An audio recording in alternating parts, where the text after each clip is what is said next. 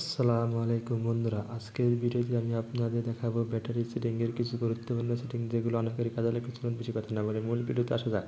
প্রথমে আপনার ফোনে থাকা সেটিং অ্যাপটি ওপেন করে নিন। তারপর বিভিন্ন কোম্পানির ফোন বিভিন্ন রকম সেটিং, তাই সহজে খুঁজে পাওয়ার জন্য সার্চ বারে একটা ক্লিক করুন। আবার এই সার্চে আপনি লিখবেন, এখানে লিখবেন ব্যাটারি সেটিং। ব্যাটারি সেটিং লেখার পর সার্চ অপশনে ক্লিক করে দেবেন। সার্চ অপশনে ক্লিক করার পর দেখুন এখানে লেখা আছে ব্যাটারি সেটিং, এখানে ক্লিক করবেন। ক্লিক করার পর এই দেখুন আবার লেখা আছে ব্যাটারি সেটিং, এখানে ক্লিক করবেন। ক্লিক করার পর দেখুন এখানে লেখা আছে ব্যাটারি ইউজ, এখানে ক্লিক করবেন।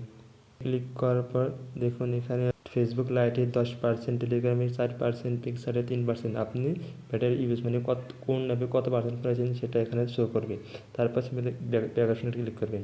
তারপর যদি আপনি এই চার্জিং কমপ্লিটিং টোন এটা যদি অন করে দেন, তাহলে আপনার ফোনে যখন 100% চার্জ হবে তখন একটা শব্দ হবে, তাই এটা অন করে দেবেন। আমি দিলাম।